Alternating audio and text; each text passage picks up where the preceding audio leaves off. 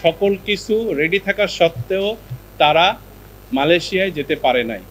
এই দায়-দায়িত্ব সম্পূর্ণ রিক্রুটিং এজেন্সির উপরে বর্তায় বলে এই রিপোর্টে প্রতীয়মান হয়। সাথে, সাথে এই রিপোর্টে বলা হয়েছে যেই সকল এজেন্সিগুলা এর সাথে দায়বদ্ধ তাদের বিরুদ্ধে আইনগত ব্যবস্থা নিবে।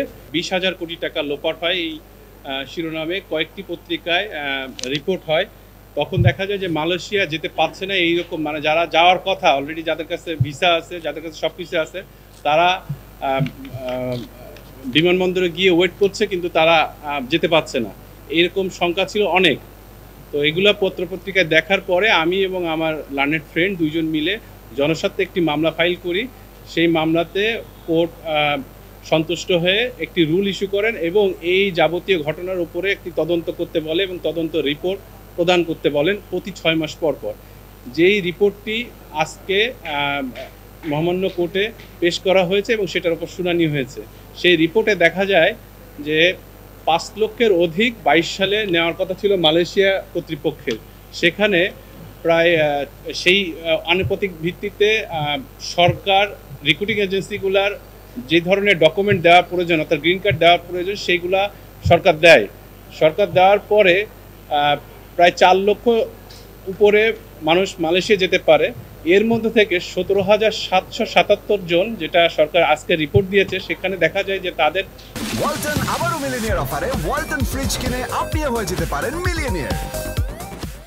সকল কিছু রেডি থাকা সত্ত্বেও তারা মালয়েশিয়ায় যেতে পারে নাই। এই দায়-দায়িত্ব সম্পূর্ণ রিক্রুটিং এজেন্সির উপরে বর্তায় বলে এই রিপোর্টে প্রতীয়মান হয়। সাথে, সাথে এই রিপোর্টে বলা হয়েছে যেই সকল এজেন্সিগুলা এর সাথে দায়বদ্ধ তাদের বিরুদ্ধে আইনগত ব্যবস্থা নিবে এবং যারা যেতে পারেন নাই তাদের টাকা পয়সা যেগুলো নেওয়া হয়েছে, অর্থাৎ সরকারি যে নির্ধারিত ফি, এটা বলা হয়েছে ৭৮,০০০ টাকা। আমরা ওই সময় বিভিন্ন গণমাধ্যমে দেখেছি কারো কাছ থেকে ৪ লক্ষ ৫ লক্ষ টাকা করে নিয়েছে, কিন্তু সরকারের নির্ধারিত ফি হচ্ছে প্রায় ৭৮,০০০ টাকার কাছাকাছি।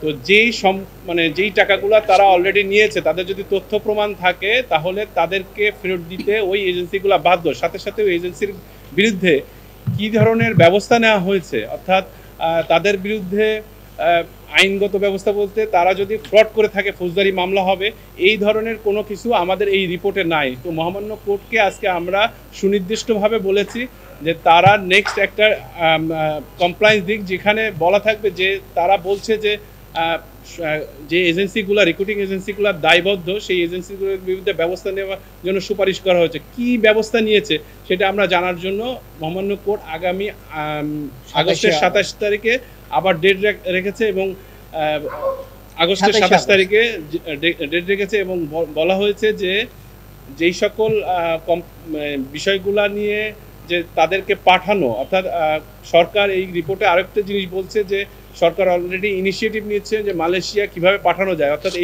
এই যারা ভুক্তভোগী আছে তো তাদেরকে পাঠিয়েছে কিনা, অথবা না পাঠালে তাদের টাকাগুলো ফেরত দিয়েছে কিনা, এবং রিক্রুটিং এজেন্সি যেগুলো দায়বদ্ধ তাদের বিরুদ্ধে কী কী ব্যবস্থা নেয় সুনির্দিষ্টভাবে আগামী ২৭শে আগস্ট রিপোর্ট দিতে বলা হয়েছে।